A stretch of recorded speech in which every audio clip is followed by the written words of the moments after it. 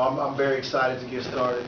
Obviously, trying to build off the success we had last season. Our number one question going into last year was, could we build chemistry quickly with a new group, and were we going to be a mentally tough team? I thought we passed that test. Beating the Clippers, being down 3-1, coming back and winning that series was tremendous for our psyche and our self-confidence.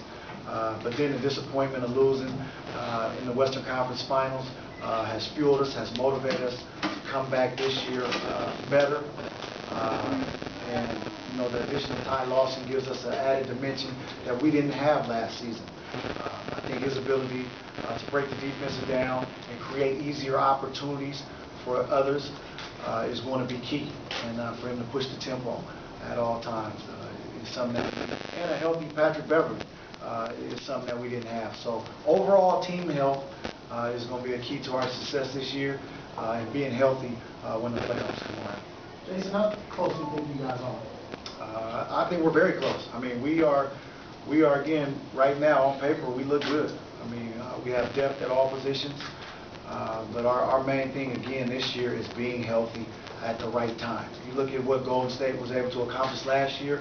One, they played together as a team consistently on a night in and night out basis, and two, they were healthy. They may have one or two key injuries, but for the most part, top to bottom, they stayed healthy, and that was their key to success. The fact that this team is close, was that the motivating factor for you to come back and get that one last opportunity at another one? Definitely not the last opportunity, but no, it's definitely another opportunity. And for me, I had a great summer. Physically, I feel great. Mentally, I'm in good standing. And coming back, seeing that we kept our core group intact. I mean, if you look at a lot of teams around the NBA, they think when they don't reach their goal, they got to tweak and change things. We didn't. We kept our core group of guys intact. Yeah, we lost Josh Smith, but we added a key piece that we were missing. And I think that's what has us very optimistic going into this season. And hey, every season is a new journey, and I'm excited to start this year. Showed up at Media Day, and you knew it would take a miracle for that team to win it all. Describe the different mentality of the feeling of a squad where, say on paper, the title is on the table. Well, the feeling is genuine this year because, again, you look at us on paper. I keep saying that because you have to still play the games, but we are good, and we are deep at every position. We have guys that complement each other. I think that's another key, with the chemistry, but we do have to go through training camp, and that's the fun part.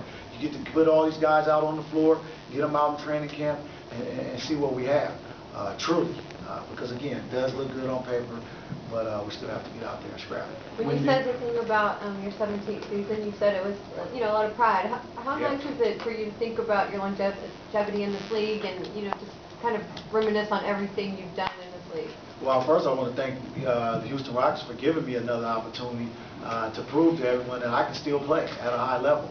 And I'm very valuable to this team.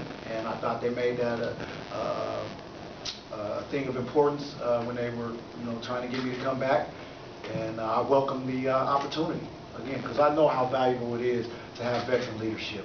A lot of times you go through a long season, and guys get tired of kind of hearing the coach's voice, and they need another voice that's going through the battles with them to kind of step up and be that steadying hand. And that's what I provide for the team. But I can still play too, and I think they like that part of it more than anything. How do you get to 17 years, and what does it take for the last 17 years in the NBA? Well, obviously I've been blessed. God has been my guiding force. And staying healthy, not having any key major injuries, and then being in the right situation. When I look at Houston, it's a situation where I don't have to play a lot of minutes to be effective. With the minutes I'm given, I know my role, I know what's expected out of me, and I think that goes a long way. And then maintaining and taking care of your body, eating right, having good sleeping habits. Knowing all what I've learned along my journey, and then implementing that into my daily routine as I go forward has been very key for me. But again, I couldn't have done it in a better situation than I have here because my role just fits it perfectly. Do you imagine or foresee your role changing this year from what it was last year because of Ty being around? No, not at all. Maybe from a playing perspective, but you can't predict anything. My ability to play the point guard position was something that was very valuable last year, obviously because of the injuries. But this year I'm able to go back to my natural position, which I'm very comfortable at. And that's off the ball, catching and shooting, creating havoc offside on the weak side of the offense, and being another playmaker in that respect. So it's less wear and tear on my body, and it's something that I welcome. And it spells James a little bit, not having to have him play 45, 48 minutes a game, and then thinking he has to do all the scoring. Now I'm able to go back to my natural position. Jason, there were other teams that came after you free agent during the offseason. What ultimately kind of led you to come back to UCLA, specifically just this team's closeness to winning a title? Yeah, I think this team keeping our core group intact and knowing how close we were and understanding that, okay, change is not always good. Okay, being comfortable again in a system that now this will be my second year in this system.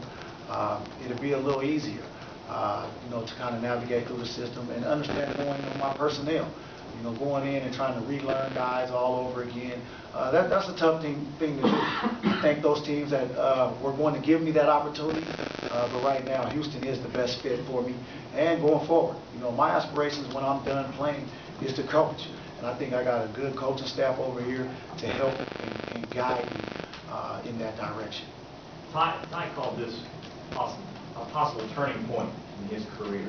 Do you kind of think the same way when you talk to some of the conversations you had and how excited he is to be part of this group? Well, looking at his growth and his development throughout his career in the NBA, he's had a team that he's had to run, so he's gotten a great experience at being the lead guard. And he hasn't really had that supporting cast like this one. Having guys like a big guy like Dwight Howard, and then a shooting guard like James Harden. He hadn't had that. And as a point guard, you need those luxuries to be successful in this league. And I think coming into this situation for him, it's new, it's fresh, and it's something that's going to, give him renewed energy to go out here and have success. Because again, at the point guard position, you're gauged on your wins and losses and how far you go, how far you can take your team. And I think this is a perfect situation for him to come in. Now, he has some competition. But it's healthy competition. David Johnson once told me when I was in Dallas, he said, man, you're a good point guard, but you better have a darn good backup because you can't play all 48 minutes.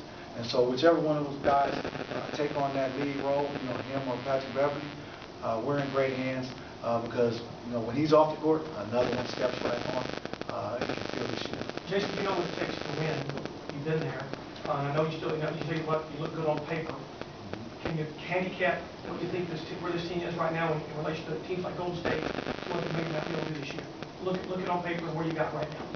Well, Golden State, they're the champs. I mean, obviously, it's going to be up to one of these other teams to come and dethrone them. And I think for us, it speaks directly to, hey, you guys knocked us off last year. You stopped us from attaining our dream. And so, you look at them, but you also have to understand that there's other teams in the Western Conference that have gotten better on paper. They still have to put it together also. You look at our division alone, I mean, we have 4 playoff teams in there. So it's going to be a dogfight for us. But again, maintaining our health is number one. That's key. Number 2 is, getting better on the little areas that affected us last year. Number 1, offensively, turnover. You can't be a championship level team if you consistently turn the ball over and give the other team easy opportunities.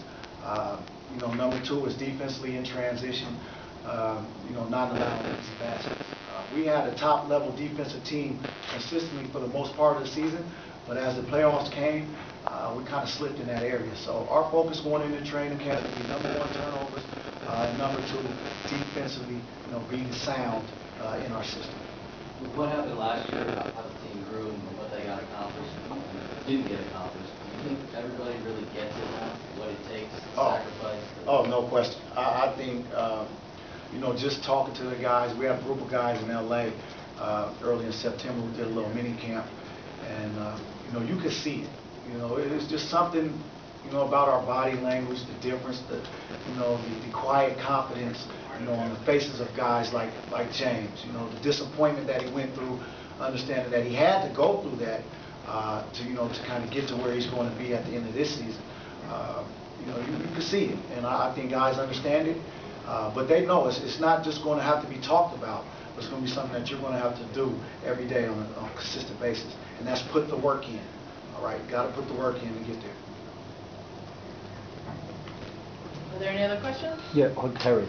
Yeah, I think everybody knows that in 2011, so you led Dallas Mavericks to the top to win the title, and but in the current Houston Rockets, so based on your such excellent experiences, you are actually our spiritual leader. And how do you plan to bring your experience on winning championships to the current Houston Rockets to go as further as possible? Well, one, I lead by example, and two, again, I lead vocally. So not only will they hear my voice, but they'll see me out there in action. If I can see a guy out here busting his butt that's been in the league 17 years and has been through all the battles that I've been through, it makes it easy for me to come to work and kind of perform and compete. So, you know, that's what I'll bring, and I'll bring it every day. Okay, thank you. Thank you.